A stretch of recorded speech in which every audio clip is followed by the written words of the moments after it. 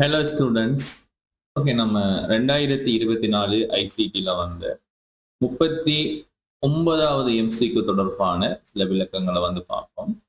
39வது எம்சிக்கு பின்வரும் பைத்தான் குறிமுறையின் நிறைவேற்றி வெளியீடு யாது அப்படின்னு இருக்காங்க. ஸோ இப்போ இங்கே ஒரு பைத்தான் குறிமுறை ஒன்று தரப்பட்டிருக்கு. ஸோ இந்த பைத்தான் குறிமுறையை நிறைவேற்றும் போது அதனுடைய வெளியீடு யாது அப்படின்னு சொல்லி கேட்டிருக்காங்க. ஸோ நம்ம அந்த பைத்தான் குறிமுறையை பற்றி அதில் இருக்கக்கூடிய சில விளக்கங்களை பார்ப்போம். ஸோ சில மாணவர்கள் மிக இலகுவாக செய்யக்கூடிய மாதிரி இருக்கும். ஸோ இதில் பார்த்தீங்கன்னு சொன்னால் இப்போ QNS என்று சொல்லக்கூடிய ஒரு வேரியபிள்ஸ்னு ஒரு மாறி, அதுக்குள்ள நீங்க பார்த்தீங்கன்னு சொன்னா ஒரு லிஸ்ட் தரவு வகை சேமிக்கப்பட்டிருக்குன்னு ஸ்கொயர் பிராக்கெட்டுக்குள்ள தரவுகள் சேமிக்கப்படுவது நமக்கு தெரியும். ஒரு லிஸ்ட் தரவு வகைன்னு சொல்லி தெரியும். ஓகே, அடுத்தது பார்த்தீங்கன்னு சொன்னா 4. இங்க 4ங்கிறது 2 யூஸ் பண்ணியிருக்காங்க. அதாவது ஏற்கனவே ஒரு 4 லூப் இருக்கு, அதுக்கு உள்ள பார்த்தீங்கன்னு சொன்னா இன்னொரு 4 லூப் இருக்கு. ஸோ அப்போ நம்ம இந்த லூப் ஃபங்க்ஷனை பார்க்கும்போது நீங்க படிச்சிருப்பீங்க, ஒரு எளிய ஒரு சிம்பிளான ஒரு லூப் ஃபங்க்ஷன்ஸ் இருக்கு. அடுத்து பார்த்தீங்கன்னு சொன்னா ஒரு நெஸ்டட் லூப் ஃபங்க்ஷன் இருக்கு. அதே மாதிரி இன்ஃபினிட்டி லூப் ஃபங்க்ஷன்ஸ் எல்லாம் இருக்கு. இப்படி லூப் ஃபங்க்ஷன்ஸ்ல அந்த நிறைய வகைகள் இருக்கு. இப்ப நாம இதுல இருக்கிறது ஒரு லூப்புக்குள்ள இன்னொரு லூப் வருமாக இருந்தா அதை நாம நெஸ்டட் லூப் அப்படின்னு சொல்லுவோம். ரைட். ஸோ அப்ப இங்க ஒரு 4ங்கிறது ஒரு மீள் செயல் நடக்கிறதுக்கான ஒரு செயற்பாடை குறிக்கும் அப்படின்னு நமக்கு தெரியும். ரைட். ஸோ அப்ப நம்ம இந்த 4 ஒரு மீள் செயல் நடைபெறக்கூடிய அந்த இடத்துல நாம ஒரு எக்ஸ்ன்னு சொல்லக்கூடிய ஒரு மாறியை பயன்படுத்தும். எக்ஸ்ங்கிறது இந்த இடத்துல இந்த மீள் செயலை நடத்துறதுக்கான ஒரு வேரியபிள் கட்டாயமா நம்ம எடுப்போம்.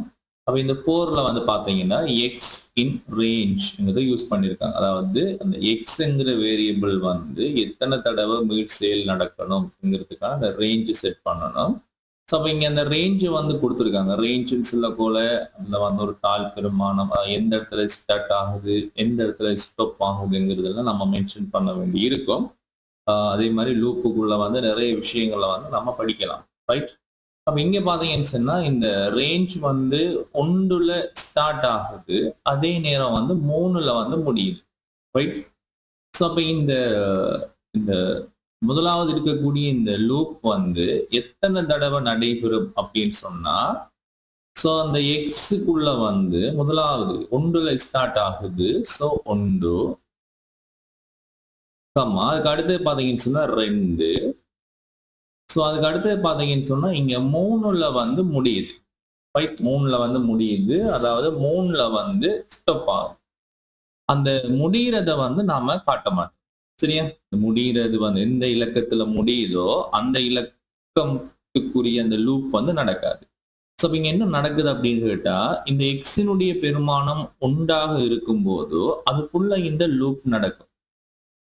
அடுத்தது எக்ஸினுடைய பெருமானம் 2ஆக இருக்கும் போதோ அடுத்த லூப் நடக்கும். ரைட். ஸோ அப்ப நமக்கு எத்தனை தடவை மீள் செயல் நடக்கும் என்றால் 2 தடவைகள் மீள் செயல் நடக்கும். ஸோ அதை நல்லா புரிஞ்சுக்கோங்க ஸ்டூடெண்ட்ஸ். ரைட். அடுத்த பார்ப்போம் என்னன்னு சொன்னா, இப்ப அந்த லூப்புக்குள்ள இன்னொரு லூப் இருக்கு. அந்த லூப்பை நடத்துறது யாருன்னு கேட்டா இந்த y என்று சொல்லக்கூடிய ஒரு மாறி, ஒரு வேரியபிள். ஒயின் இங்க என்ன போட்டிருக்காங்க கேட்டா QNS சொல்லி ஒரு இங்க இருக்கக்கூடிய அந்த வேரியபிளுடைய பெயர் யூஸ் பண்ணியிருக்காங்க. ஸோ அந்த QNSங்கிற வேரியபிளுக்குள்ள என்ன இருக்கு அப்படின்னு கேட்டா ஒரு லிஸ்ட் தரவு வகை இருக்கு. அந்த லிஸ்ட் தரவு வகைக்குள்ள பாத்தீங்கன்னு சொன்னா ஏங்கிற ஒரு தரவு இருக்கு, அதே நேரம் பின்னு சொல்லக்கூடிய ஒரு கூறு இருக்கு. அப்ப இங்க என்ன நடக்கும் அப்படின்னு கேட்டா, இந்த ஒயினுடைய பெருமானம் ஏயாக இருக்கும் போது அதுக்குள்ள ஒரு லூப் நடக்கும், ஒரு மீள் செயல் நடக்கும். அதே நேரம் இந்த ஒயினுடைய பெருமானம் பியாக இருக்கும் போது இன்னொரு தடவை ஒரு மீள் செயல் நடக்கும். ஸோ அப்ப இந்த லூப் எத்தனை தடவை நடக்கும்னு சொன்னா 2 தடவை நடக்கும்னே. அதாவது ஒயின பெருமானம் ஏயாக இருக்கும் போது ஒரு தடவை நடக்கும், ஒயினுடைய பெருமானம் பியாக இருக்கும் போது நடக்கும். ஸோ அப்ப இதுக்குள்ளேயும் 2 தடவை அந்த மீள் செயல் நடக்கும். இப்ப இங்க வெளியிட பாத்தீங்கன்னு சொன்னா இந்த எக்ஸினுடைய பெருமானத்தையும் ஒயினுடைய பெருமானத்தையும் வெளியீடாக கேட்டிருக்காங்க. ஸோ இதுக்கப்புறமா நமக்கு இன்ட் சொல்லி இங்க யூஸ் பண்றாங்க. இது ஏன் யூஸ் பண்றாங்க அப்படின்னு சொல்லி நிறைய மாணவர்களுக்கு தெரிஞ்சிருக்கும். இருந்தாலும் நான் சிம்பிளா வேகமா டக்குன்னு சொல்றேன் பாருங்க அப்படின்னு சொல்லி. அந்த இன்ட்ங்கிறது வந்து எதுக்கு யூஸ் பண்ணுவாங்க அப்படின்னு கேட்டா, இப்ப இங்க நான் இப்ப பிரிண்ட் என்று சொல்லி நான் இப்ப ஹலோ அப்படின்னு போடுறேன். அதாவது ஹலோ என்று சொல்லக்கூடிய ஒரு ஸ்ட்ரிங் தரவை பிரிண்ட் பண்ணணும். ஸோ அடுத்து நான் பார்த்தோம்னு சொன்னா பிரிண்ட் என்று போட்டு நான் இப்ப ஹாய் அப்படின்னு சொல்லி போடுறேன். ரைட். இப்ப இதை நான் இதனுடைய ரன் பண்ணி இதனுடைய வரிவிளைவை பார்த்தேன்னு சொன்னா,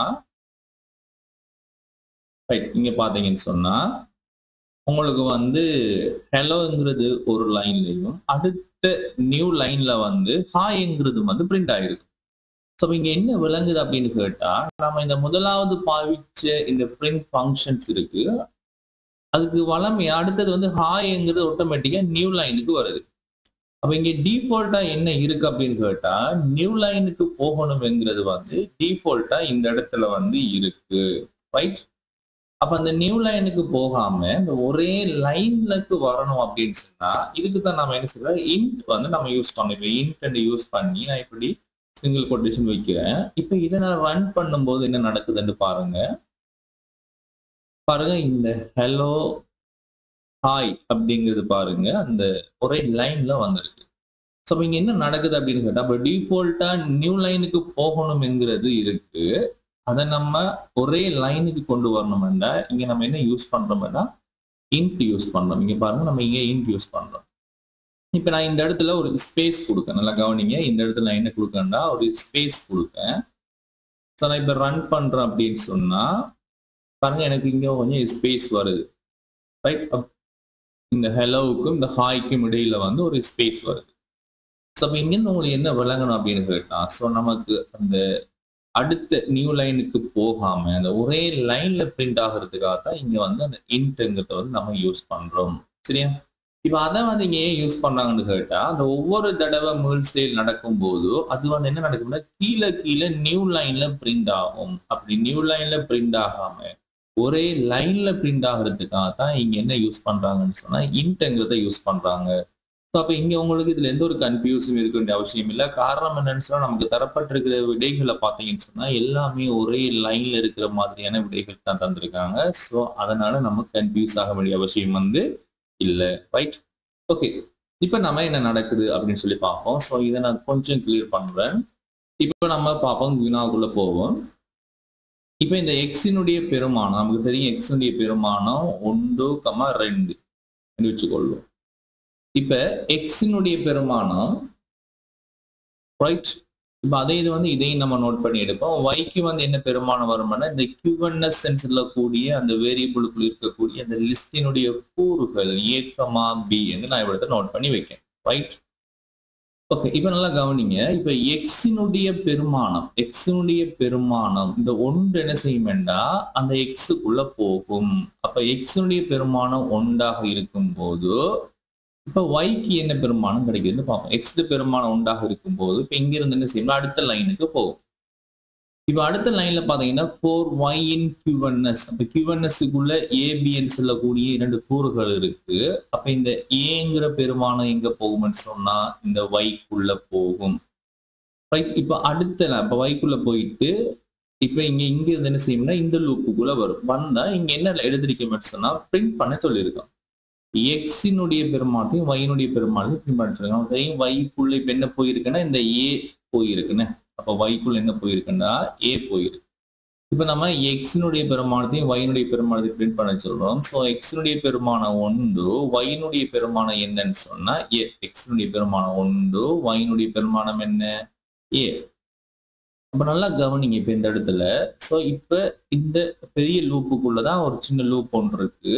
இப்ப இந்த இடத்துல இந்த லைன்ல இருந்த மாதிரி மறுபடியும் இந்த லைனுக்கு போகும்.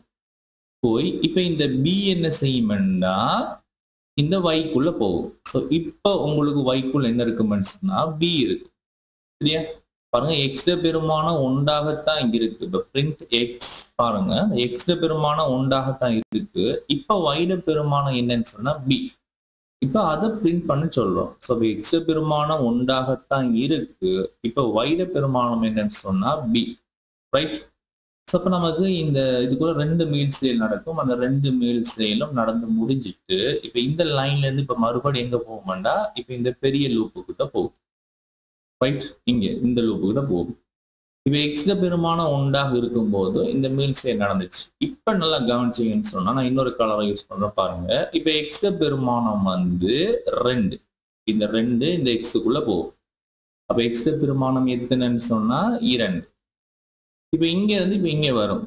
இந்த லைனை வாசிச்சு இப்ப எக்ஸுக்குள்ள இப்ப எத்தனை பெருமானம் இருக்கும்னா 2 இருக்கும். இங்க வந்தா 4y. இப்ப yக்குள்ள இப்ப என்ன நடக்கும்டா, மறுபடியும் கியூஎன்எஸ்ங்கிற அந்த வேரியபிளுக்குள்ள இருக்கக்கூடிய a, இந்த a என்ன செய்யும்னா மறுபடியும் yக்குள்ள போகும். சோ இப்ப yனுடைய பெருமானம் என்னன்னு சொன்னா a. இப்ப இங்க இருந்த மாதிரி இப்ப அதுக்குள்ள அடுத்த லைனுக்கு வரும். இப்ப பிரிண்ட் xa, x-னுடைய பெருமானம் 2, y-னுடைய பெருமானம் a. சோ x-னுடைய பெருமானம் 2, y-னுடைய பெருமானம் a. ரைட், திரும்பி இந்த இடத்துல இந்த மாதிரி மறுபடியும் இங்க போய் இப்ப இந்த b-ங்கிறது இப்ப எங்க போகும்னா இந்த y-க்குள்ள போகும். இப்ப பிரிண்ட் xy, x பெருமானம் 2 தான், ஆனா y பெருமானம் இப்ப என்னன்னு சொன்னா b. அதை பிரிண்ட் பண்ண சொல்லுவாங்க. x பெருமானம் 2 தான், இப்ப y பெருமானம் என்னன்னு சொன்னா b.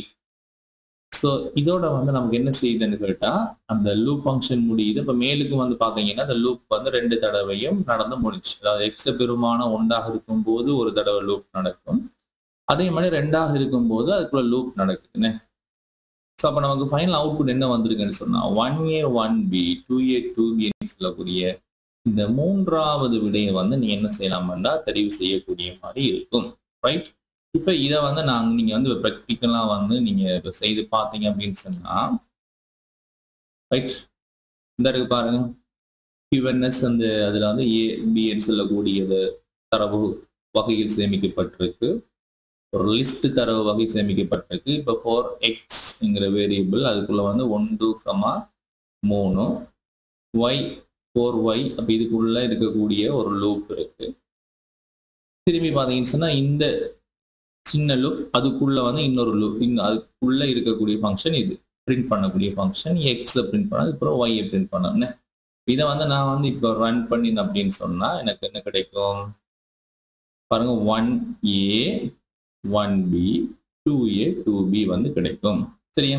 ஸோ உங்களுக்கு வந்து இந்த பைத்தான்ல இருக்கக்கூடிய அந்த ஃபங்க்ஷன்ஸ் வந்து எப்படி அது வேலை செய்யுதுங்கிறத வந்து நீங்க சரியா விளங்கி வச்சுட்டீங்க அப்படின்னு சொன்னா உனக்கு கேள்விகள் எல்லாமே வந்து இலகுவா அணுகக்கூடிய மாதிரி இருக்கும். ஸோ அப்ப இந்த ஒரு லூப்புக்குள்ள ஒரு லூப் வர மாதிரியான கேள்வி வந்து சமீப காலமா ஒவ்வொரு எம்சிக்யூ கேள்வியாக வந்துகிட்டு இருக்கு. ஸோ அதை நீங்க கொஞ்சம் அவசரப்படாம கொஞ்சம் நிதானமா செஞ்சு பார்த்தீங்கன்னு சொன்னா ஒரு குறுகிய நேரத்துக்குள்ளே அந்த விடையை வந்து நீங்க எடுக்கலாம். Right, okay. இந்த 2025 எக்ஸாம் செய்யக்கூடிய மாணவர்களுக்கான அந்த பேப்பர் கிளாஸ் வந்து ஸ்டார்ட் ஆகி போயிட்டு இருக்கு. ஸோ அப்படி உங்களுக்கு அந்த பேப்பர் கிளாஸ்ல ஜாயின்டாக விருப்பம் இருந்துச்சுன்னா என்னுடைய வாட்ஸ்அப் நம்பரை கான்டாக்ட் பண்ணி அதன் மூலமா நீங்க மேலதிக தகவல்களை வந்து பெற்றுக்கொள்ளலாம். ரைட், ஓகே ஸ்டூடெண்ட்ஸ், நம்ம வந்து இப்ப அடுத்த கேள்விக்கு வந்து போகலாம்.